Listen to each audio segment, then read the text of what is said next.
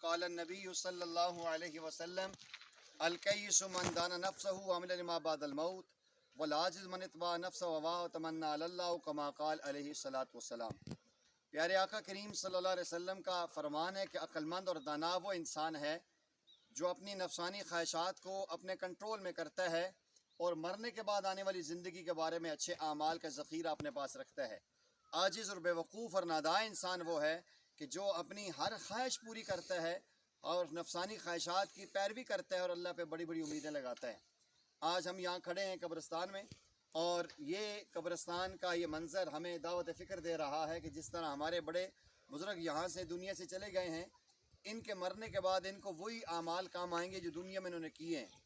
عقل مند اور دانا وہ انسان ہوتا ہے جو زندگی میں اچھے اعمال آگے بھیج دیتا ہے اور مرنے کے بعد اس کی قبر جنت کا باغ بن جاتی ہے، اور نادان اور بے وقوف وہ انسان ہوتا ہے جو قبر آخرت کی تیاری کی کوشش نہیں کرتا۔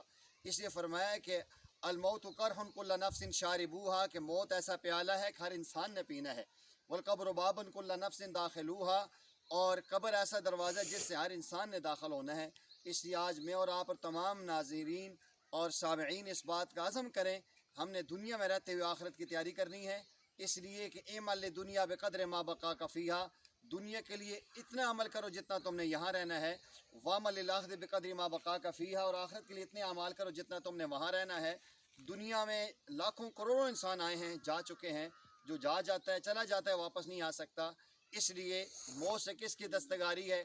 آج نہیں تو کل ہماری باری ہے۔ اللہ مجھے آپ کو موت، قبر آخرت کی تیاری کی توفیق عطا فرمائے، اور اللہ ہمیں اپنی قبر کو اچھا بنانے کی توفیق عطا فرمائے۔ وما علینا الا البلاغ المبین۔